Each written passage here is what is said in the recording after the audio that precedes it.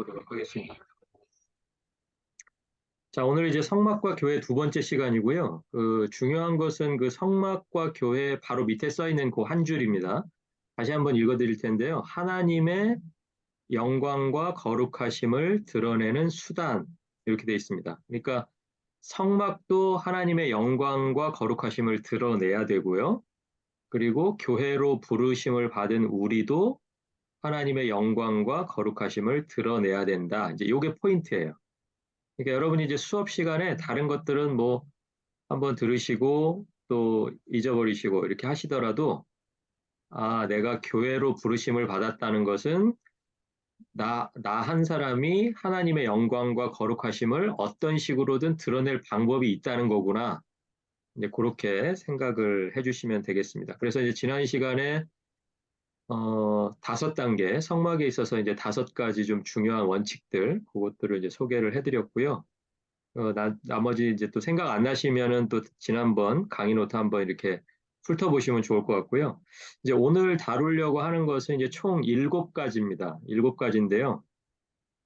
한번 일곱 가지 들어가기 전에 그 성막을 그려놓은 그 그림을 이렇게 한번 먼저 보시면요. 예, 칼라로 가지고 계신 분들은 아마 그게 노란색 바탕에 성막이 그려져 있을 거예요.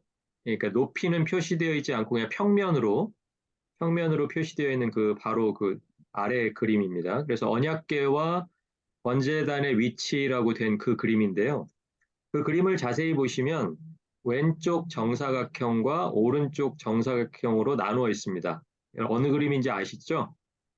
예, 그래서 왼쪽 정사각형과 오른쪽 정사각형에는 각각의 정사각형의 중심이 있어요. 그렇죠? 예, 그러니까 정사각형의 꼭지점하고 꼭지점하고 연결하면 가운데 만나는 점이 하나밖에 안 생기죠?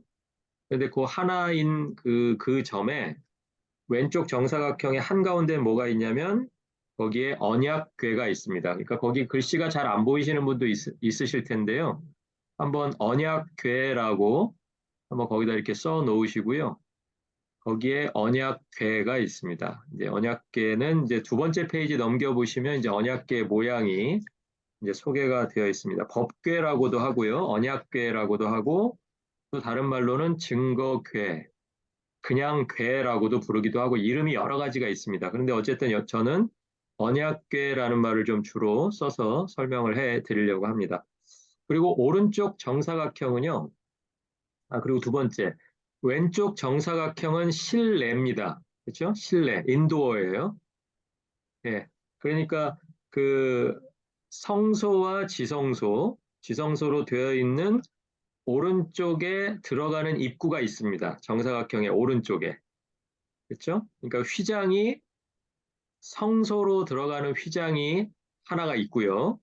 그리고 지성소로 들어가는 두 번째 휘장이 있습니다. 물론 휘장은 지금 두께는 보이지 않지만 거기에 이렇게 점점 선으로 표시가 돼 있죠. 예, 그게 바로 이제 휘장이 되겠는데요. 그게 이제 인도어입니다. 인도어. 그리고 오른쪽에 있는 정사각형은 이제 아웃도어입니다. 거기는 이제 바깥 공간이고요. 대신에 울타리만 있습니다. 근데 거기에 한가운데는 뭐가 있냐면 번제단이 있어요. 번제단. 예, 그리고 번제단에서 계속해서 동쪽으로 나가면 그 울타리가 끝나는 부분에 또 최종적으로 막이 하나 또 있습니다. 그럼 그게 이제 성막으로 들어가는 출입문이 되겠고요. 그러니까 총 성막에는 휘장이 몇 개가 있어요? 세 개가 있습니다. 하나는 성막 울타리 안으로 들어가기 위한 출입문 역할을 하는 휘장, 첫 번째 휘장이고요. 이것은 그러니까 바깥에서도 휘장이 다 보이겠죠. 바깥에 서 있는 사람들도 휘장을 볼 수 있고 안에 서 있는 제사장이나 레위인들도 반대 방향의 휘장을 볼 수 있을 겁니다. 그러니까 양쪽을 다 볼 수 있는 휘장이고요. 그리고 번제단을 지나고 물두멍, 이게 손 닦는 물이 담겨져 있는 그 물두멍을 지나게 되면 이제 인도어로 첫 번째 들어가는 휘장이 있습니다. 그게 이제 성소로 들어가는 휘장입니다. 두 번째 휘장이고요. 이 휘장은 밖에서 볼 수 있는 사람이 제한되어 있죠. 그렇죠? 예, 그러니까 울타리 밖에 서 있는 사람은 이 휘장이 안 보일 겁니다.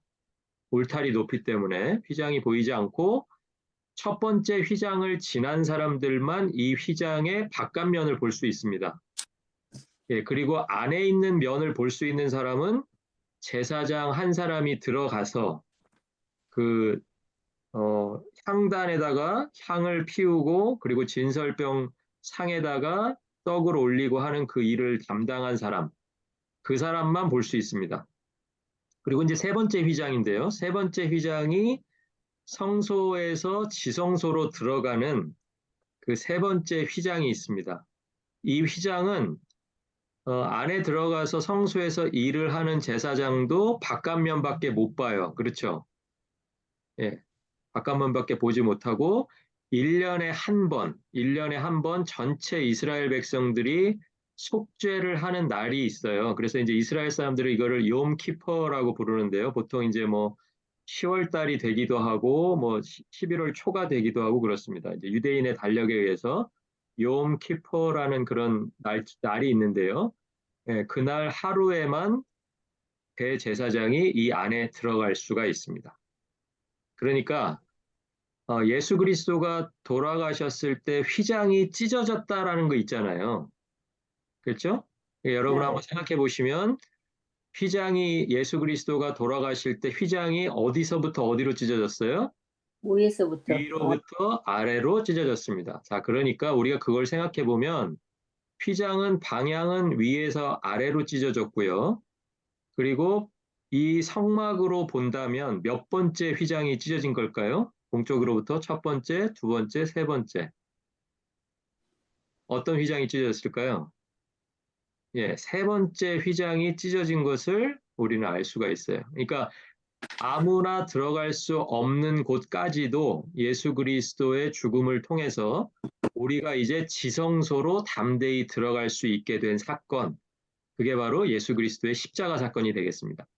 그러니까 예수 그리스도의 십자가 사건에서 휘장이 찢어졌다라고 말할 때 그 휘장은 성막으로 치면 세 번째 휘장, 성소에서 지성소로 들어가는 휘장이 된다는 거, 여러분이 그거 한번 먼저 기억하시고, 그리고 오늘 이제 7가지 한번 차례대로 한번 살펴보도록 하겠습니다. 자, 이제 성막을 지으려고 하는데요. 건축 재료가 보니까 되게 다양해요. 거기 한번 보세요. 금속, 실, 가죽, 나무, 그리고 감람류와 관유라고 하는 그 기름 종류가 있고요. 그리고 향품이 있습니다. 향품. 향품은 이제 향이니까 딱딱한 고체입니다. 고체. 예, 고체라서 이제 열을 가하면 자연스럽게 향이 나면서 이제 부피가 줄어드는 그런 이제 고체고요. 그리고 마지막으로 이제 보석이라고 하는 그 건축의 재료가 있습니다. 자, 그럼 이제 우리가 이걸 통해서 알 수 있는 게 뭐냐면 하나님 앞에 예물을 드릴 때 예물이 한 가지만 이렇게 딱 정해져 있지 않다라는 거예요. 그러니까 모든 예물이 하나님 앞에 다양하게 드려져야 하나의 성막이 완성되었다. 이제 이게 포인트고요. 그러니까 이제 다양한 예물이 드려졌다라는 것을 이제 우리가 알 수가 있고요. 그리고 또 한 가지는 뭐냐면 사람들이 하나님 앞에 드렸다고 해서 그것을 그대로 이렇게 모아놓기만 하면 성막이 되는 게 아니에요. 그렇죠? 예를 들면 뭐 금속 그러니까 우리가 이제 한 가지 같지만 뭐 금, 은, 놋 이렇게 돼 있었잖아요. 그죠? 예. 금, 은, 놋으로 이렇게 돼 있었는데 사람들이 금, 은, 놋으로 가져오면 그 금속을 어떻게 했을까요? 이제 가공이라는 걸 합니다. 가공. 때리든지 두드리든지 뭐 늘리든지 녹이든지 해가지고 새로운 모양으로 변형을 시켜요. 그렇죠? 그래가지고 그 모양을 만들어야 비로소 성막이라고 하는 하나의 건축물로 완성이 됩니다. 그렇죠? 그러니까 우리라고 하는 사람이 하나님 앞에 금속이든 실이든 가죽이든 나무든 감람류든 그 의미처럼 하나님 앞에 드려지지만 하나님이 원하시는 교회를 또 연합해서 만들어 갈 때는 각 사람이 변형되는 부분이 있어야 된다라는 거예요. 그렇죠? 근데 변형되는 부분이 없이 나는 그냥 원래 이러니까 그냥 그런 사람들끼리 아무리 모아놔 봐야 우리가 건축물이라고 하는 것은 완성이 되지 않는다. 그러니까 이 두 번째 원리는 뭐예요? 예물에서 트랜스포메이션이 돼야 된다는 거예요. 트랜스폼이 돼야 된다는 거예요. 변형. 알 수가 있겠죠. 그리고 실 같은 것도 마찬가지입니다. 그냥 뭐 빨간색, 뭐 자주색, 파란색 이런 실을 가져오잖아요. 실을 모아놨다고 해서 그게 성막이 되지 않고 어떻게 해야 돼요? 실과 실을 꼬아서 거기에다가 또 흰색 실을 섞어서 뭔가 모양을 만들고 길이를 짜고 뭐 이런 일들을 해야 된다는 거죠. 예, 그러니까 여러 가지 재료들이지만 그 재료들이 서로 조화롭게 이제 하모니를 만들면서 서로 변형해 나갈 때 조금씩 조금씩 바뀌어 나갈 때 비로소 하나님이 원하시는 교회로서 완성이 된다. 이게 포인트인 거예요. 그러니까 이제 성막에서 벌써 그러한 내용들을 이미 이제 우리에게 다 알려주고 있다라는 것입니다. 자, 그리고 또 한 가지는 뭐냐면 성경 그 창세기 36장 3절에 보면은 이제 그 실제로 이제 이 앞부분 이제 25장부터 시작되는 부분은 설계에 해당하는 부분이거든요. 디자인을 이렇게 해라라고 이제 알려주는 부분이고요. 그리고 이제 35장부터는 이제 그 알려주신 대로 그대로 이제 해 나가는 부분입니다. 그런데 이제 해 나가는 부분에 보니까 예물을 가져올 때 가장 중요하게 생각하는 부분이 뭐냐면 자원에서 가져온다는 거예요. 자원에서. 그러니까 예를 들어서 그 작업을 지시하는 사람이 모세잖아요. 그리고 현장에서 감독하는 사람이 지난주에 배우셨겠지만 이제 오홀리압이라는 사람, 뭐 부살렐이라는 사람 이런 사람이 있었잖아요. 그런 현장 감독들이 우리가 뭐가 필요하니까 네가 이거 가져와라고 말하지 않았다라는 거예요. 그러니까 우리가 하나님 앞에 예물을 가져올 때도 똑같은 태도가 필요합니다. 무슨 태도예요, 그게? 자원하는 태도가 필요하다는 거죠. 예, 그러니까 이것은 옆 사람에게 뭐 강요할 수가 없는 거예요. 예, 너 더 가져올 수 있는 것 같은데 왜 더 안 가져와? 아니면 너는 이게 있는데 왜 저걸 가져와? 이렇게 얘기할 수 없고 본인에게 마음을 주시는 대로 자원하는 마음으로 가져올 때 그게 예물이 되는 거예요. 그렇죠? 예. 상대방이 받고 싶어 하는 걸 주는 걸 우린 뭐라 그래요? 선물. 선물이라고 그러죠. 예. 그리고 또 내가 원하는 걸 얻어내기 위해서 주는 걸 뭐라 그래요? 예, 뇌물이라 그러잖아요. 뇌물. 네. 그렇죠? 내가 원하는 걸 얻어내기 위해서 주는 건 뇌물이에요. 그러니까 우리의 예물을 뇌물처럼 쓰면 안 돼요. 그러니까 내가 그냥 자원해서 하나님 이거 드리면 하나님 너무 좋아하시겠다 생각하는 것들을 하나님 앞에 드리는 것. 이게 바로 우리의 예물이고 우리의 헌금이라는 거예요. 예. 그러니까 그런 좀 유사한 비슷한 점이 있습니다. 자, 그리고요. 또 하나 중요한 게 뭐냐면 출애굽기 12장 36절을 한번 보시겠어요? 제가 아까 미리 좀 성경을 준비해 달라고 말씀을 해드렸어야 되는데 제가 한번 읽어드릴게요. 출애굽기 12장 36절에 보면 거기에 이런 말씀이 있습니다. 여호와께서 애굽 사람들에게 이스라엘 백성에게 은혜를 입히게 하사 그들이 구하는 대로 주게 하심으로 그들이 애굽 사람의 물품을 취하였더라라고 이렇게 나와요. 예, 그러니까 제가 지금 무슨 얘기를 하려고 그러냐면 예물에 있어서 이런 게 있을 수 있어요. 어떤 사람은 금을 가져오고 어떤 사람은 은을 가져오고 어떤 사람은 놋을 가져오면 그 가져오는 사람들 사이사이에서 자칫 잘못하면 금을 가져온 사람이 마치 무엇인가 더 많이 헌신되고 더 큰 사랑을 표현하는 것 같은 그런 착각을 할 수가 있죠. 그렇죠? 예, 금을 가져오고 놋을 가져오면 자꾸 그 가져온 걸 가지고 비교하고 싶은 마음이 사람들에게는 있어요. 자, 그런데 우리가 이 환경을 알고 나면, 이 사정을 알고 나면 그렇게 말할 수가 없는 게 이스라엘 백성들을 출애굽 시키실 때 마지막 장면입니다, 이게. 이제 애굽의 장자들을 다 죽이고 나니까 이제 바로부터 시작해서 모든 애굽 사람들이 제발 나가달라라고 이야기하죠. 예. 그러니까 그 전까지는 나가고 싶어 그래도 안 내보내줬단 말이에요. 그런데 지금 이 상황이 되고 나니까 이제 애굽 사람들이 먼저 이스라엘 사람들에게 빨리 떠나달라라고 이렇게 이야기를 합니다. 그럴 때 이제 이스라엘 백성들이 무엇을 요구하냐면 이제 이전까지는 나가고 싶은 마음이었는데 이제 나가라 나가라 그러니까 하나님이 가르쳐 주셨어요. 나갈 때 그냥 나가지 말고 뭐라도 달라고 하면 그 사람들이 네가 뭘 구하든 다 줄 거다라고 이야기를 하는 거예요. 그러니까 지금 이제 그 시내산에서 설계도를 받고 성막을 짓고 하는 이 과정은 40년 중에서 아주 초반이라고 제가 지난주에 말씀드렸죠. 예, 그러니까 한 3개월 정도, 3개월에서 4개월 정도밖에 지나지 않은 그 시점에 사람들이 지금 예물을 가져온 거예요. 그럼 예물을 가져왔다면 그 예물이 어디서 나왔을까요? 자기들이 가지고 있던 예물이 아니고요. 애굽 사람들에게 달라고 해서 받은 것들을 예물로 가지고 나왔다고 보는 게 제일 자연스러울 거예요. 그렇죠? 예, 노예로 있던 사람들이 갑자기 진보다리에서 뭐 금이 나오고 보석이 나오고 향품이 나오고 이렇게 나올 수가 없죠. 예, 그러니까 마치 자기들이 낼 때는 이게 금을 내는 것 같으니까 내가 뭐 굉장한 걸 내는 것 같지만 사실은 누구 손에 있던 거 뺏어서 주신 거예요? 애굽 사람들의 손에 있던 거 뺏어서 나에게 잠깐 주신 거예요. 그러니까 이 예물을 낼 때 이 사람들은 뭐를 생각해야 돼요? 내가 이 예물을 얼마나 비싼 예물을 내느냐 그게 포인트가 아니고 애굽에 있던 내가 어떻게 하나님의 은혜로 지금 애굽을 빠져나왔는지 그게 포인트죠. 예, 그러니까 우리가 예물을 낼 때도 내가 다른 사람들보다 더 가치 있는 것을 내고 더 큰 가치를 하나님 앞에 드리는 것이 포인트가 되는 것이 아니라 죄인이었던 내가 어떻게 하나님의 은혜로 지금 예배 자리에 나와 있는지 그게 우리 예물의 포인트가 돼야 된다라는 거예요.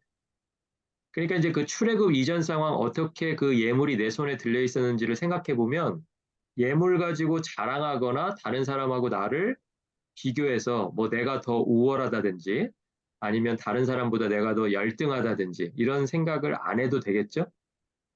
그렇죠? 예.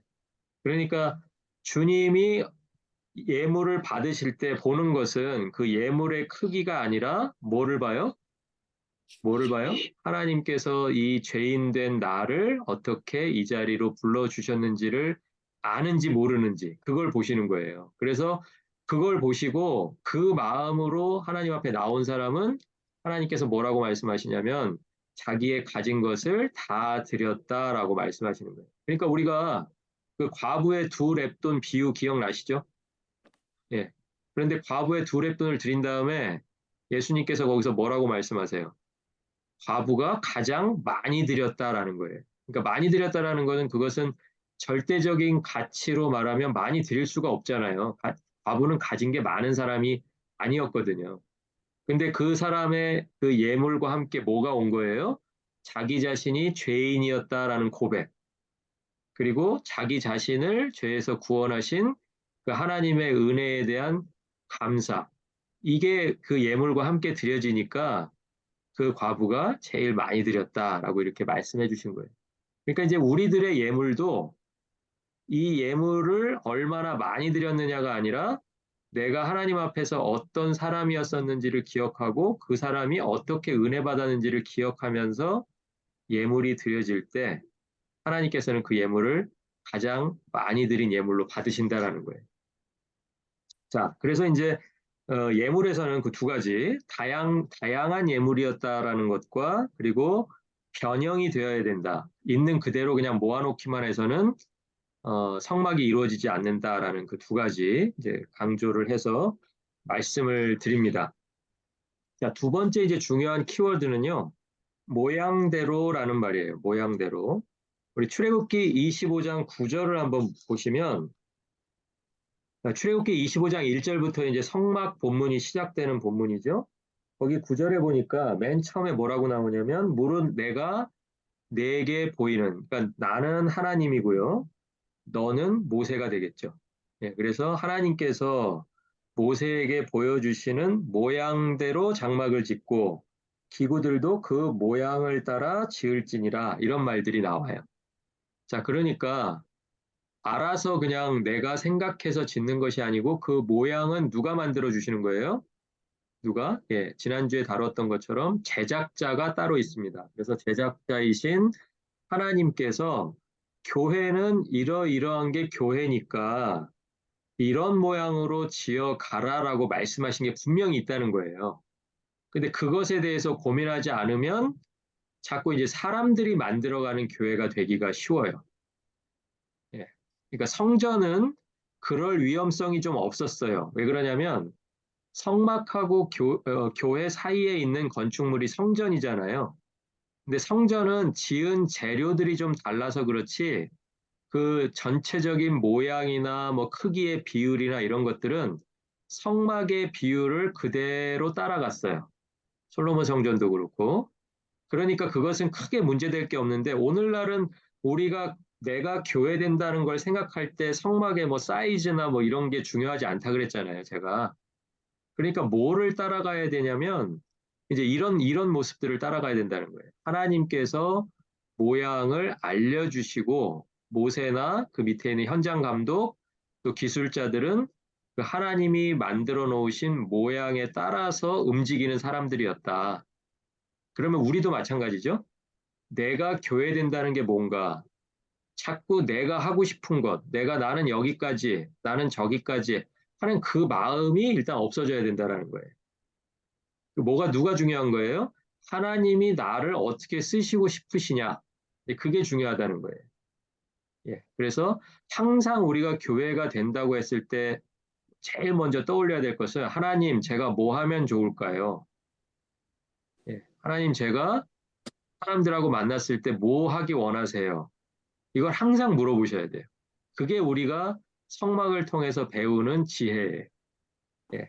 그래서 모양대로라는 거, 성막의 형태와 구조에 대한 계획을 하나님께서 주신다. 그래서 이제 여러분이 나중에 25장부터 이제 40장 마지막까지 쭉 읽어가시면서 모양대로라는 말도 나오고요. 양식대로라는 말도 나와요. 양식. 양식은 이제 좀 어려운 한자어인데 쉬운 말로 하면 그냥 그 폼이에요, 폼. 예, 그것도 역시 모양이죠. 그죠? 결국은. 예, 그러니까 뭐 지금 이제 조금 있으면 나오겠지만 뭐를 지을 때는 뭐 가로는 얼마, 세로는 얼마, 높이는 얼마로 지어라라고 하는 게 사람의 지혜를 통해서 나온 것이 아니고 하나님께서 말씀하신 것을 그대로 전달받아서 모양대로 또는 양식대로. 예, 그러니까 이제 나중에 본문 읽으실 때는 모양대로라는 말이 어디에 나오는지 좀 주목하시면서 읽으시면 좋겠죠. 그렇죠? 그리고 또 비슷한 말인 양식대로라는 말에도 좀 관심을 가지시고, 아, 여기 또 양식대로라는 말이 있는 거 보니까 정말 그대로 하기를 원하시는구나. 그리고 우리가 지난주에 배웠지만 40장 뒤에 가면 7번 반복되는 단어들이 또 있었죠. 그게 뭐예요? 하나님 여호와께서 모세에게 명령하신 대로, 예, 명령하신 대로. 그게 이제 결국은 그 명령 속에 지금 모양이나 양식 이런 것들이 이제 다 들어가 있다고 보시면 되겠습니다. 자, 그리고 이제 실제로 이제 그 구조물들이 만들어지기 시작하는 게 이제 언약궤에서부터 소개가 되는데요. 언약궤 그림 한번 보고 올게요. 언약궤 이제 그림을 한번 보시면 그림이 두 부분으로 되어 있습니다. 그렇죠? 예, 언약궤인데 거기 이제 그림에는 제목이 법궤라고 되어 있는데 같은 이름입니다. 법궤, 언약궤, 증거궤, 그냥 아무 이름 없이 그냥 궤 이렇게 네 가지로 이제 쭉 불렸고요. 오른쪽에 있는 속죄판이라고 보이시죠? 예, 속죄판의 가로 세로 밑에 바닥의 가로 세로가 그 언약궤의 윗면의 가로 세로하고 사이즈가 똑같습니다.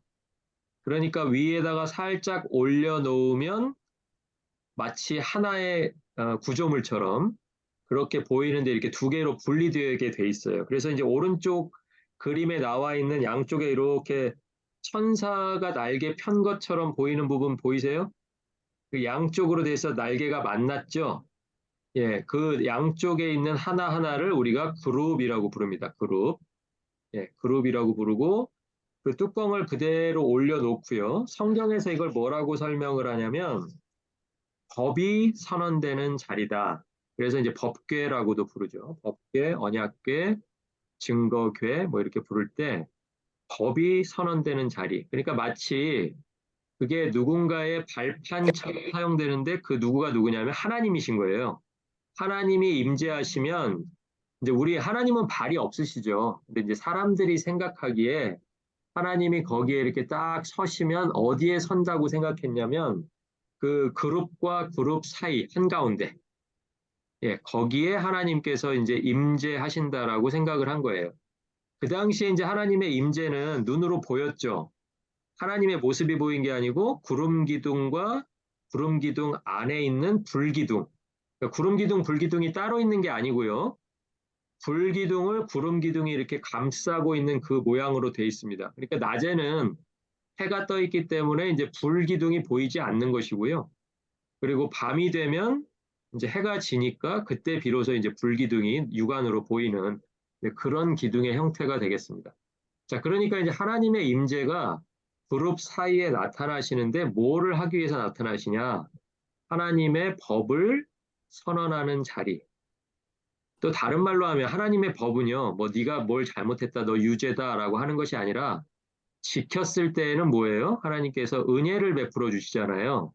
그래서 은혜가 베풀어지는 자리다. 그래가지고 이것을 다른 말로는 시은좌라고 부르는 사람도 있습니다. 시은좌.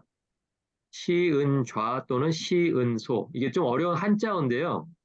시라는 것은 이제 베풀다라는 뜻이고요. 은이라는 거는 이제 은혜할 때, 그레이스 할 때 그 은이고요. 그 좌라는 것은 자리, 예, 자리라는 뜻입니다. 그러니까 은혜가 베풀어지는 자리라는 뜻으로 이 뚜껑 부분을 불렀다라는 거예요. 예, 그러니까 속죄소 그러면 우리는 마치 어떤 장소로 생각하는데 그냥 그 법궤의 뚜껑에 해당하는 부분. 그리고 하나님 입장에서 본다면 하나님이 마치 서 계시면 하나님의 발판처럼 사용되는 하나님이 발판처럼 이렇게 딱 디디고 서셔서 거기서 은혜를 베푸시고 법을 선언해 주시는 그 자리가 바로 법궤, 언약궤가 되겠습니다.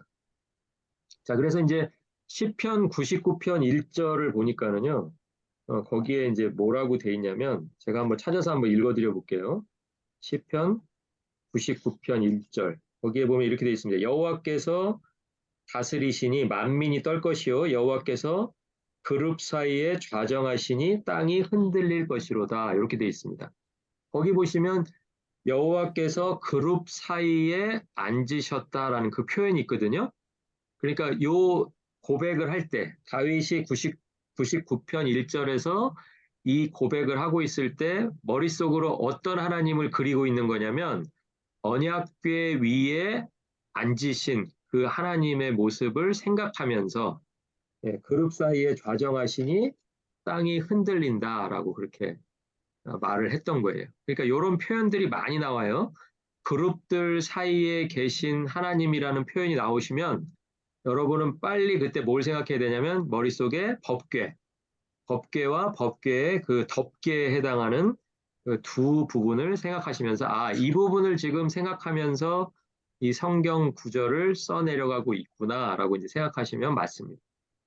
예, 그렇게 이제 성막의 한 부분을 이제 살펴봤고요. 자, 두 번째는 이제 진설상인데요. 진설상은 이제 구조가 어떻게 되어 있냐면 출애굽기 본문을 읽을 때는 상위에 뭐 떡이 올라가고 이런 내용까지 나오지 않아요.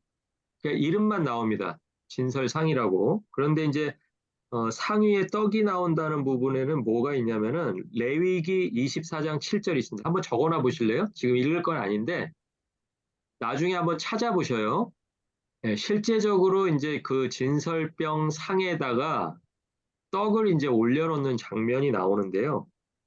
그게 레위기 24장 7절에 나옵니다. 그러니까 여러분 나중에 한번 꼭 시간 내셔가지고 레위기 24장 7절 그 부분을 이제 확인을 해보시는데 제가 이제 말씀드리고 싶은 건 뭐냐면 상 위에 떡이 한쪽에 6개, 한쪽에 6개, 총 12개가 올라가 있고요. 그리고 떡 6개 바로 위에 유향이 올라가 있습니다. 유향. 아까 이제 그 유향이 향품에 해당하는데요. 유향은 액체예요, 뭐예요, 이게? 유향. 이게 고체예요, 고체. 예, 예. 유, 유향은 고체라고요, 고체. 예. 자, 그래서 이제 떡 위에 이제 유향이 올라갑니다. 유향이 올라가는데 뒤에 이제 그림을 한번 보세요. 그림을. 예, 그림을 한번 보시면 이 진설상의 모양입니다. 첫 번째 그림. 우리가 생각했던 거하고 좀 다르죠? 뭐가 틀려요? 이게 뭐 어느 게 떡인지를 모르겠어요. 그 왼쪽에 보시면 가까운 쪽에 앞에 보시면 하나, 둘, 셋, 넷, 다섯, 여섯 칸이 있잖아요. 저 뒤에도 여섯 칸이 있고 그 여섯 칸이 나누고 있는 그 하나하나가 떡을 담는 그릇입니다. 그게. 자, 그런데 우리가 생각하는 것은 뭐예요? 떡하고 떡하고 그냥 겹쳐가지고 동그란 떡 여섯 개, 여섯 개 그렇게 놓은 걸 생각하잖아요. 자, 그런데 레위기 아까 24장 제가 읽어보라 그랬는데 24장 5절에 보니까는요. 떡 한 덩어리를 만드는 가루의 양을 거기다 표시해 놨어요. 성경이 참 어떤 때 보면 굉장히 섬세하게 이제 표현을 해놨는데 떡 한 덩어리를 만들 때 여러분이 떡을 이제 뭐 밀가루로 만들 거 아니에요? 그 가루를 그 재는 양인데 10분의 2 에바, 에바라고 해요. 근데 한 에바가 얼마냐면 한 에바가 한 22리터 정도 됩니다. 22리터. 예. 22리터니까는 뭐 한 5갤론이 좀 더 되는 거죠. 그러니까 한 덩어리가 10분의 2라고 했으니까 그게 한 4.4리터 정도. 그리고 갤론으로 환산하면은 1.2갤론의 가루를 가지고 한 덩어리를 만드는 거예요. 그러니까 원갤론 대충 어느 정도 부피인지 아시죠? 예, 원갤론. 그러니까 그 정도로 밀가루를 써서 빵 하나를 만드는 거예요. 그럼 빵 하나가 이렇게 조그만 이렇게 뭐 찹쌀 도넛 요만한 빵은 아니겠죠, 당연히. 이게 또 부푸는 것도 생각해야 되니까 어마어마하지 않겠어요? 그러니까 그렇게 만든 떡을 6개를 그냥 떡과 떡 사이를 올려놓으면 뭐가 돼요?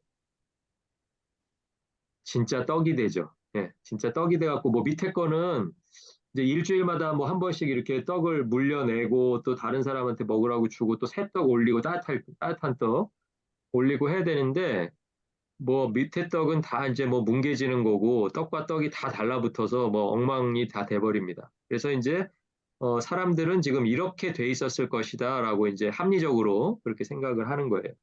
왜냐하면 이제 그렇게 하는 이유 중에 하나가 성경에서 말하는 이 위에 유향도 올려놓았기 때문에 떡과 떡을 그냥 이렇게 뭉개놓고 그 위에다가 유향을 올려놓은 것이 아니고 성경에는 이제 종지라고 돼 있는데요. 종지 그러니까 이제 우리 왜 종지 그릇 그러면 이제 우리 권사님들은 잘 아시지만 조그만 이제 간장 같은 거 담는 간장이나 뭐 새우젓이나 뭐 이런 거 담는 조그만 그릇 있잖아요. 그런 그릇을 얘기하는데 사실은 이스라엘에는 그런 그릇은 없죠. 그래서 이 사람들이 이제 종지라고 번역한 부분은 히브리어를 찾아보니까 종지가 그릇이 아니고 숟가락이에요. 숟가락. 숟가락인데 우리 한국에는 숟가락이 있지만 이 사람들은 숟가락이라는 게 없잖아요. 네, 숟가락이니까 이제 숟가락 형태만 그래서 이제 숟가락이라고 번역을 한 건데 사실은 숟가락이 아니고 이렇게 뭐를 이렇게 뜰 수 있는 뜨거운 것을 이렇게 뜰 수 있는 좀 우묵하게 돼 있는 그런 그냥 볼이라고 생각하시면 되겠습니다. 그러니까 그런 볼에다가 유향을 담아서 떡 위에다가 올려놓는 걸 생각하니까 거기에 이렇게 네모나게 파여 있죠. 그릇 한가운데가. 예, 거기다가 이제 유향을 담는 그 역할을 하게 하기 위해서 그 가운데 네모나게 그렇게 홈을 파고 거기다가 이제 유향을 올려놓는 이제 요 방식대로 했을 것이다라고 이렇게 생각을 합니다. 그런데 이제 이것보다 더 중요한 게 진설병 그릇이 총 몇 개예요? 몇 개죠? 12개입니다. 그러니까 12개라는 숫자가 나오면 우리는 뭐를 생각해야 되냐면, 이스라엘 12지파와 연관해서 생각을 해야 돼요. 그렇죠? 예, 자, 그러면 이제, 진설병을 일주일마다 한 번씩 올리고 내려와서 먹고, 그러니까 실제로 먹는 것은 진설병은 거기다가 이렇게 올려만 놓지, 실제로 떡은 뭐예요? 떡은 먹으라는 떡이잖아요. 그렇죠? 뭐, 보는 떡이나 버리는 떡이 아니고요. 거기다 이렇게 전시해 놓기 위해서 만드는 것이 아니라 결국에는 물려 나온 것을 사람들이 먹습니다. 그렇죠? 그리고 또 새로운 떡을, 따뜻한 떡을 또 다시 올려 놓습니다. 자, 그러면 이 먹게 될 때 12개가 나와서 먹게 되는 그 구조를 생각해 보면 하나님 앞에 있는 모든 12지파들이 매 주마다 정기적으로 그 하나님께서 주신 양식을 성막 안에서 성막으로 성소로부터 가지고 나와서 먹게 되는 그런 형식이죠. 그러니까 우리들이 올려드리지만 하나님이 그걸 드시지 않잖아요. 실제로 먹는 건 누가 먹어요? 사람이 먹잖아요.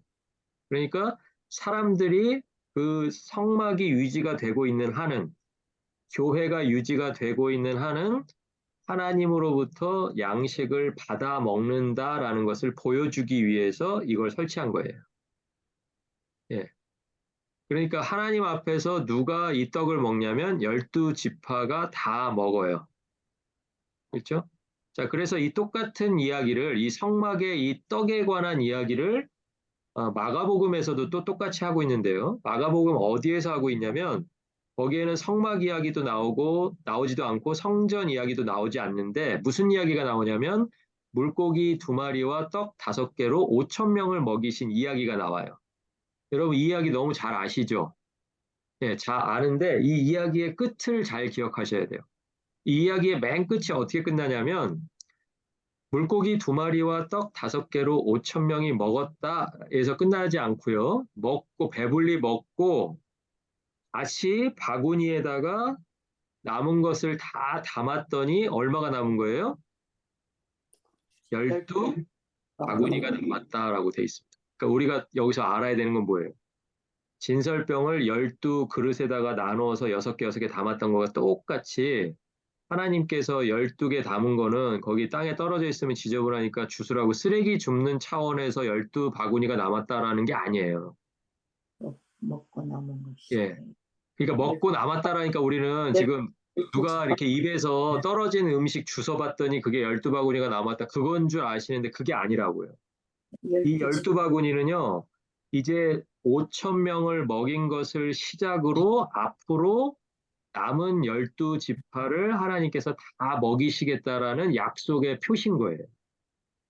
예. 그러니까 이스라엘 백성들이 앞으로도 지금은 이렇게 광야에서 5천 명만 먹었지만 예수 그리스도로부터 생명의 양식을 12지파 그 누구라도 하나님 앞에서 다 받아갈 거다라고 하기 때문에 다음번에 먹을 음식을 싸기 위한 도구가 바로 바구니예요.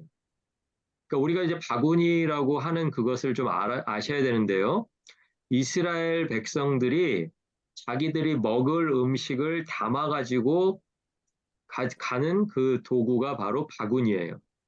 그러니까 절대 땅에 떨어져 있는 쓰레기 주스려고 그거 주워다가 다른 데다 한 군데다 모아서 버리려고 모을 때 쓰는 바구니가 아닙니다. 이 바구니는. 그러니까 제가 이렇게 설명해 드려도 다음에 또 하면 또 먹고서 그냥 부스러기 모아가지고 부스러기만 모아도 12바구니라고 또 이렇게 얘기하시는 분인데 절대 그렇게 얘기하지 마시고요. 5천 명은 일단 맛배기로 먹은 거예요. 5천 명이 먹고 이제 앞으로 12지파도 똑같이 이스라엘 사람들이 다 하나님 앞에서 먹을 것이다라는 약속의 표시로 하나님께서 그렇게 하셨다. 자, 그러면 여기서 우리가 의문점이 하나가 생기잖아요. 이스라엘 백성 12지파만 먹이는 하나님인가? 사도행전에만 봐도 이스라엘에서 복음이 막 예루살렘에서 온 유대와 사마리아와 땅 끝까지 막 가잖아요. 예, 그러니까 이 떡을 먹이는 기적은 한 번 가지고는 부족해요. 뭐가 부족하냐면 이스라엘 지파들을 하나님께서 다 먹이실 거다라는 약속을 주셨으면 또 뭐도 주셨어야 돼요? 이방인들도 하나님 앞에 서 있는 이방인들은 똑같이 하늘 양식으로 먹일 것이다라는 약속을 주셔야죠. 그렇죠? 근데 그것을 약속으로 보여주신 사건이 바로 다 먹고 나서 7광주리에 담겨 있는 사건이라는 거예요. 예. 그게 기사가 2번이 나옵니다. 같은 기적이 아니고요. 한 번은 5천 명을 먹이고 12바구니에 가득 담은 사건하고 또 뒤에 바로 뒤에 보시면 거기는 바구니가 아니라 7광주리예요. 그 광주리는 이방인들이 사용하는 그릇을 지칭하는 거예요. 그러니까 이제는 누구도 먹이시겠다는 거예요? 누구도. 예, 이방인도. 그러니까 이방인들도 하나님께서 앞으로 먹이시겠다. 그 남은 음식 모은 게 절대 아닙니다. 예, 그러니까 우리가 성막에서부터 시작된 이 진설병 이야기가 성전을 거쳐서 또 예수 그리스도의 그 사복음서 시대를 거쳐서 오늘날 이 교회로 적용이 돼야 된다면 그게 어떻게 적용이 돼야 되겠어요? 하나님 앞에서 뭐 종이나 자유자나 주인이나 종이나 뭐 남자나 여자나 이방인이든 뭐 이스라엘 백성이든 그 누구도 만민이 다 하나님이 먹이신다. 하나님 앞에서 우리들이 먹고 마신다. 이렇게 바뀌어야 되겠죠. 그렇죠? 네, 그렇게 적용이 돼야 되겠죠. 네, 그러니까 우리가 말씀을 누가 받을 것인가를 생각해 보면 우리들이 뭐 말씀을 받아야 되는 권리가 있어서 받는 게 아니고요. 하나님께서 이렇게 먹이기로 작정한 사람이 이스라엘 백성뿐만 아니라 이방인이었던 것처럼 이제는 모든 만민이 이 지구상에 있는 모든 만민이 하나님의 계획 아래 있는 그런 사람들이다라는 것이 이제 우리가 더 분명해진다라는 거예요. 자, 그러니까 우리가 진설병에 대해서 조금 모양도 그렇고 의미도 그렇고 약간씩 잘못 알고 있는 것들을 조금씩 이제 수정해서 이제 오늘 이후로는 이제 좀 진설병에 대해서도 우리가 좀 더 제대로 좀 알고 있으면 좋겠습니다. 자, 그래서 그 레위기 24장 5절부터 6절, 7절 꼭 한번 찾아서 읽어보시고요. 그리고 12바구니 이야기 더 자세하게 읽기 원하시는 분은 마가복음 6장 읽어보시면 그 이야기가 더 자세히 기록이 되어 있으니까는요. 여러분 한번 읽으시면서 이 이야기가 구약시대 그 성막 안에 성소 안에 있는 진설상으로부터 시작된 그 이야기를 예수님께서 또 해주시는 거구나. 예, 그렇게 생각하시면서 읽으시면 더 좋겠습니다. 자, 그리고 이제 네 번, 다섯 번째죠. 다섯 번째 보는 거는 이제 등잔대입니다. 등잔대. 자, 등잔대는 이제 출애굽기 25장 31절에서 40절, 10절에 걸쳐서 소개가 되어 있는데요. 등잔대 위치가 어디예요? 성소 안쪽이에요. 제가 아까 처음에 정사각형 두 개 설명해 드리면서 왼쪽에 있는 정사각형은 인도어, 그리고 오른쪽에 있는 정사각형은 아웃도어라고 이렇게 말씀드렸습니다. 그러니까 인도어는 우리가 특징이 뭐냐면 조명이 필요합니다. 그렇죠? 더더군다나 이렇게 성막에는 이제 다음 시간에 알게 되실 텐데 덮개가 3중으로 돼 있어요. 3중. 예, 덮는 덮개가 3중으로 돼 있다는 얘기는 빛이 들어오지 않아요. 그러니까 그 안에서 뭔가 활동을 하고 뭐 향도 피우고 등잔도 관리하고 하려면 조명이 있어야 되겠죠? 예, 근데 조명이 없죠. 근데 조명이 없는데 유일한 조명이 뭐냐면 바로 등잔대가 되겠습니다. 자, 등잔대 그림 한번 보시겠습니다. 등잔대는 지금 제가 가지고 있는 페이퍼에는 이제 칼라로 되어 있어서 파란색으로 이렇게 두 번째 그림 올라와 있는데요. 그 그림은 뭐냐면 이스라엘의 국장이에요. 국장. 여러분 국장 좀 어려운 말인데 엠블럼입니다. 엠블럼. 내셔널 엠블럼. 미국도 있고 각 나라마다 국장이 있죠. 그 엠블럼이 있는데 그 엠블럼에 보시면 이제 좌측과 우측에 이제 그 올리브 잎이 이렇게 쭉 그려져 있고요. 그리고 가운데 보시면 어, 촛대처럼 보이세요? 촛대처럼 보이시나요? 예, 그 등잔입니다. 등잔. 예, 그 등잔이 기름을 채울 수 있는 그 부분이 일곱 부분으로 나눠져 있습니다. 일곱 부분으로. 이게 등잔대인데요. 이름은 메노라라고 합니다. 메노라. 메노라라는 이름의 등잔대가 있습니다. 그리고 이제 그 밑에 보시면 히브리어로 오른쪽에서 왼쪽으로 읽게 되어 있는데요. 이스라엘이라고 이렇게 써 있습니다. 예, 그래서 이스라엘의 국장에 이렇게 메노라라고 하는 등잔대가 나와 있습니다. 거의 정확합니다. 이 모양입니다. 예, 그래서 이 모양으로 만들어져서요. 거기에 이제 등잔대니까 이제 기름을 부어야 되잖아요. 예, 기름을 부어야 되는데 실내니까 그리고 또 휘장으로 막혀 있죠. 항상 이렇게 열어 젖혀 놓는 것이 아니고 항상 휘장으로 막혀 있는 공간이기 때문에 거기서 어떤 그름이 나거나 그렇게 하지 않도록 기름에 굉장히 신경을 씁니다. 그래서 이제 그 출애굽기 본문에도 읽어보시면 감나무로 짠 순수한 기름이라고 되어 있어요. 그래서 그 순수한 기름의 이유는 뭐냐면 실내가 이제 막혀 있는 실내이기 때문에 그을음이 나면 안 되니까 아주 순수한 기름이 완전히 다 타버릴 수 있는 그런 순수한 기름으로 이제 불을 밝힌다. 유일한 조명이다. 이게 이제 성전으로 가면 거기에는 뭐라고 되어 있냐면 사무엘상에 나와 있는 하나님의 불이라고 되어 있어요. 하나님의 불. 예, 그게 바로 이 성전 안에 있는 성소 안에 있는 등잔대가 되겠습니다. 자, 그러면 이제 유일한 조명이니까 이 등잔대는 껐다 켰다 하는 게 아니죠. 예, 그러니까 제사장의 임무 중에 하나가 뭐냐면 이 기름이 떨어지지 않도록 네. 계속해서 그 등잔대에다가 기름을 채우는 일, 예, 그것이 굉장히 중요합니다.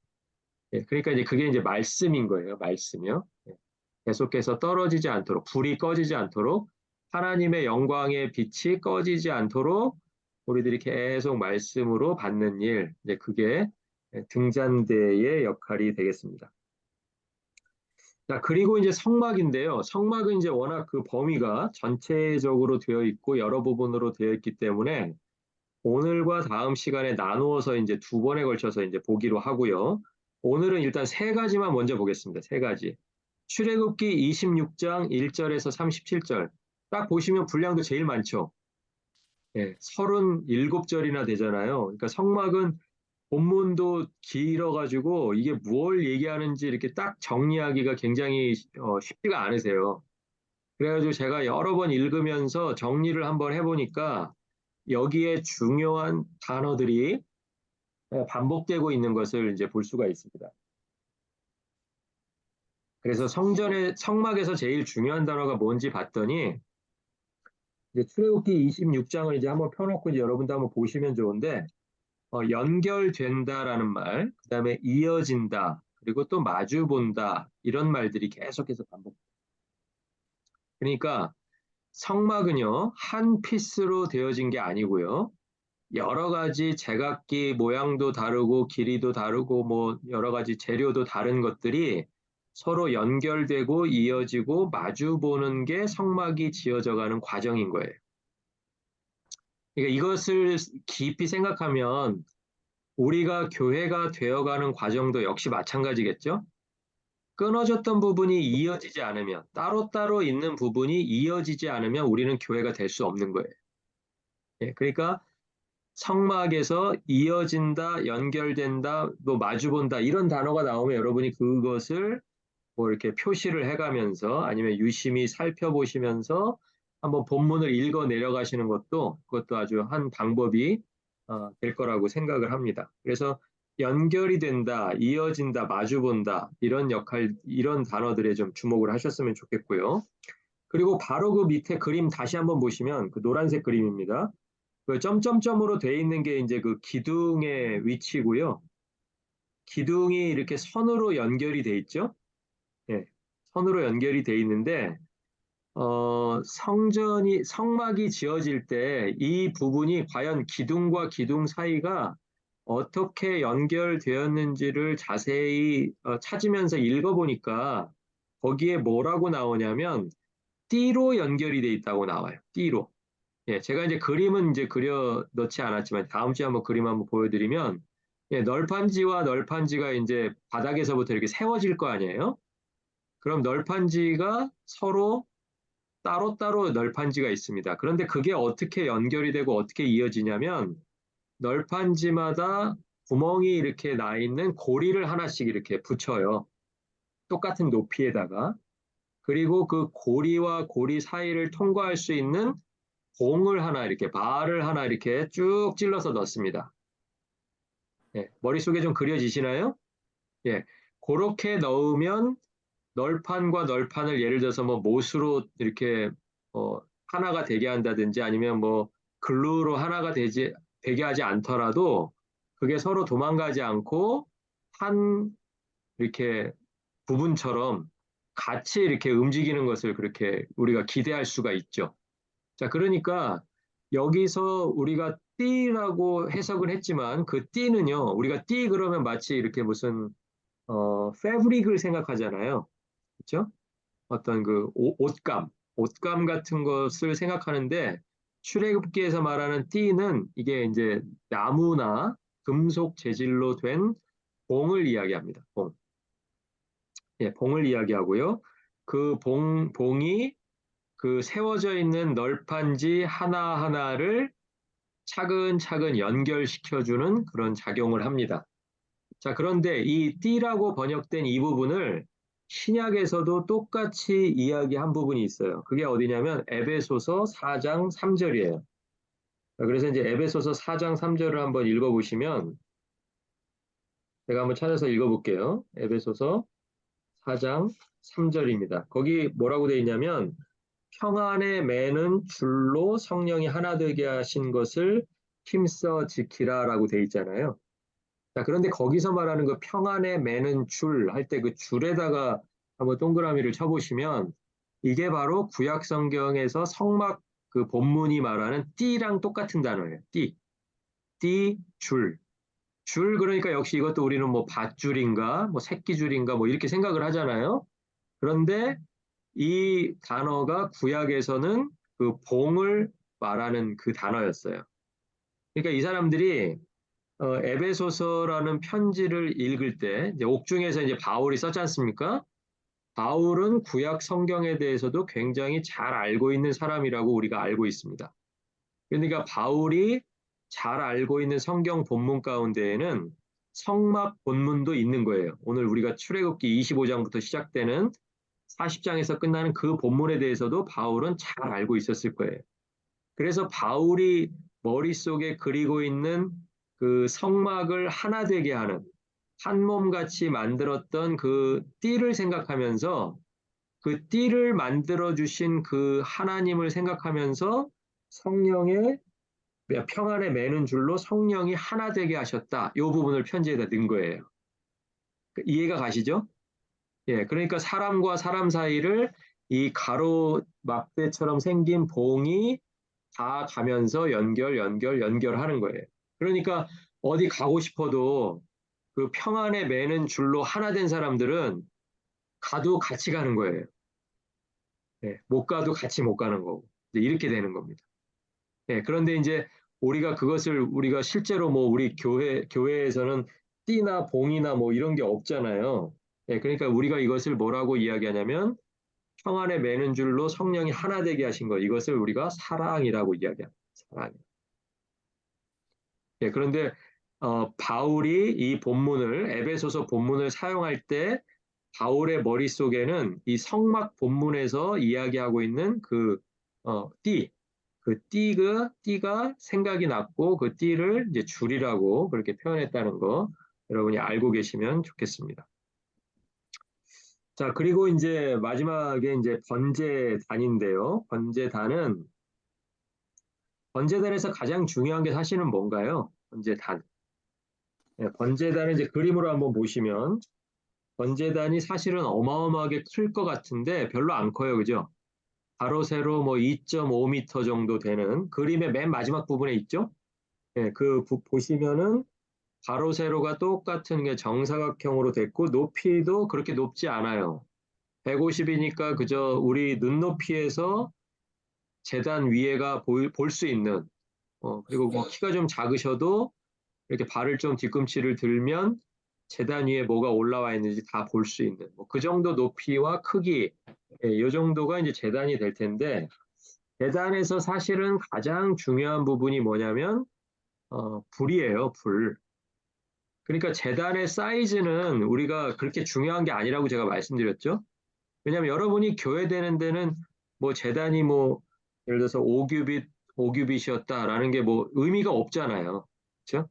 네, 이 당시에는 의미가 있었겠지만 지금 오늘날 여러분과 제가 교회로 부르심을 받았을 때는 뭐 5규빗이셔도 상관없고 7규빗이셔도 사실은 상관은 없습니다. 그렇죠? 그러면 우리가 이제 중요하게 생각해야 될 건 뭐냐면 번제단이니까 이제 재물을 태우는 장소가 번제단이잖아요, 최종적으로. 그러니까 태우기 위해서는 사실은 불에 대해서 많이 이야기해야 될 것 같은데, 뭐 불을 어떻게 만들고 만들 때 피울 때는 뭘 쓰고 뭐 이렇게 해야 될 것 같은데 성막 본문에는 사실 번제단의 사이즈에 대해서만 나오지 정작 중요한 불 얘기는 하나도 안 나온다는 거예요. 예, 그 얘기는 뭐예요? 불에 대해서는 우리가 할 게 있다 없다. 없어. 예, 할 게 없으니까 말씀 안 하시는 거예요. 만약에 불을 우리 입장에서 뭔가를 해야 되는 부분이라면 분명히 불에 대해서도 뭔가 한 말씀은 하셨을 거예요. 이렇게 이렇게 해라라든지. 왜냐하면 다른 부분들 뭐 감람류를 만들고 향품을 만들고 뭐 제사장의 옷을 만들고 이런 부분들은 굉장히 디테일하게 얘기해 주시거든요. 근데 하나님께서 거의 말씀을 안 하신 부분이 이 부분이에요. 그러면 이건 과연 뭘까? 하나님, 불은 누가 하시겠다는 거예요? 하나님. 그렇죠. 예, 우린 그렇게 이해하시면 됩니다. 그러니까 하나님이 말씀하시지 않은 부분을 우리들이 관여할 필요가 없는 거예요. 하나님이 말씀하시지 않았다는 건 하나님께서 알아서 하신다는 뜻이죠. 그렇죠? 예. 그러니까 하나님께서 알아서 하시는 거니까 이 불, 태우는 불에 관해서는 하나님이 하실 부분이고 우리가 할 부분은 뭐예요? 우리가 하나님 앞에 드리는 우리를 하나님의 번제단 앞에 올려놓는 것. 거기까지가 우린 거예요. 그죠? 예. 우리가 해야 될 일인 거예요. 예, 그러고는 그 다음에는 뭐 이게 어떻게 태워지고 뭐 어떻게 깨끗해지고 어떻게 다시 거듭나고 뭐 이런 거는 우리가 할 게 아니고 누가 하는 거예요? 누가? 하나님. 하나님께서 하시는 거예요. 자, 그래서 아까 성막과 교회 사이에 뭐가 있다 그랬어요? 성막과 교회 사이에는 성전이라는 건축물이 하나가 끼어 있습니다. 자, 그래서 성막에서 성전이 됐다가 성전에서 이제 성전이 없어진 다음에는 이제 교회 시대가 됐는데 그러면 성막과 성전에서는 번제단과 번제단의 불이 있었을 거 아니에요. 그렇죠? 그러면 교회 시대에도 이 불이 있을까요? 있습니다. 언제 뭐냐면 그게 바로 성령의 불이라는 거예요. 그러니까 성령의 불이 성막 시대나 성전 시대와 지금 교회 시대의 닮은 점은 뭐냐면 우리는 성령의 불에 대해서는 우리가 뭐 할 게 없다는 거예요. 그죠? 우리가 태우는 것도 아니고요. 우리가 불러오는 것도 아니고요.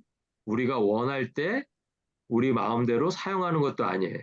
그러니까 우리는 기다리고 준비하고 우리 스스로를 하나님 앞에 드리고 있으면 그 다음에 누가 내려오셔요? 하나님. 하나님의 영이 스스로 오셔요. 그 사건이 뭐냐면 바로 사도행전 2장 3절에 있는 오순절 성령 강림 사건이라는 거예요. 사람들은 뭐를 했냐면 성령이 어떻게 오실지 몰랐어요. 그렇죠? 예. 하나님께서 다른 보혜사를 보내주실 거니까 기다리고 있으라라고 해서 기다린 것 뿐이에요. 어떻게 오실지, 오시고 나면 내가 어떻게 변할지 아무도 몰랐어요. 근데 받고 나서 알았죠. 받고 나니까 어떻게 왔어요? 그것을 기록한 누가의 기록에 의하면 마치 불의 혀 같은 것이 각 사람 위에 내려왔다 그랬잖아요. 그러니까 각 사람이 받고 보니까, 아, 하나님께서 성막에 그 번제단의 불을 하나님께서 알아서 해주셨던 것처럼 이제 교회 시대에 살아가는 우리에게도 하나님의 불을 하나님이 알아서 내려주시는구나. 이렇게 느꼈다라는 거예요. 그죠? 예, 그러니까 성막 본문에는 불에 대한 이야기가 전혀 나오지 않습니다. 그 이유는 불은 하나님께서 알아서 하실 부분이기 때문에 우리가 준비하는 부분이 아니다. 이제 이 부분을 말씀드렸고요. 그리고 성막의 번제단의 불에 해당하는 부분이 바로 사도행전 2장 오순절 성령 강림 사건, 성령이 불의 혀처럼 각 사람에게 임하신 그 사건이다. 그러니까 오늘날에도 이 사건이 일어나야겠어요? 안 일어나야겠어요? 우리가 이런, 교회라면 일어나야겠죠. 그렇죠? 그런데 우리가 명심해야 될 건 뭐예요? 불은 우리가 켜는 게 아니에요. 우리가 붙이는 게 아니에요. 누가 붙여요? 하나님이 붙이시니까 우리들이 하나님이 붙이실 수 있도록 하나님의 말씀 앞에 그냥 기다리고 있으면 되는 거예요. 그렇죠? 예.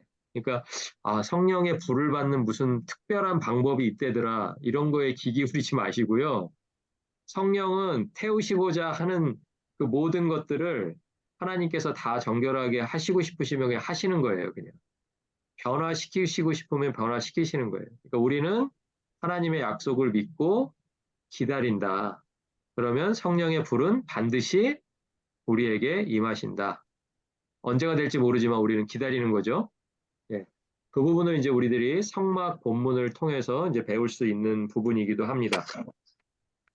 자, 오늘은 이제 이렇게 7가지를 살펴봤는데요. 여러분 이제 그 키워드 한 번씩 다시 한번 보시고요. 예물, 모양대로, 언약궤, 진설상, 등잔대, 성막, 번제단에 대한 부분들을 설명드렸고요. 다음 시간에 오늘 설명이 조금 간략했던 그 성막 부분을 다시 다루면서 나머지 부분들, 나머지 뭐 물두멍이라든지 또 성막의 그 널판이라든지 아니면 기둥들이라든지 이런 부분들에 대해서 다시 한번 이제 다루고요. 그리고 이제 40장에 가면 이제 성막이 이제 완성이 됩니다. 네, 성막이 완성인데 그게 끝이 아니라 그랬죠. 새로운 곳에서 다시 또 성막이 세워지고 새로운 시간이 또 새롭게 출발이 되고 그러면 이제 교회는 어디로 향해서 가야 되고 새로운 시간들을 무엇을 하면서 사용해야 될 건가? 이제 우리 이제 그게 중요하잖아요. 그 부분에 대해서 이제 다음 시간에 다루고 성막에 대한 이제 3번의 강의를 마치는 것으로 하겠습니다. 오늘 공부하시느라고 수고 많으셨고요. 다음 목요일 7시 45분에 3번째 시간으로 다시 찾아뵙도록 하겠습니다. 수고하셨습니다. 수고하셨습니다. 감사합니다. 감사합니다.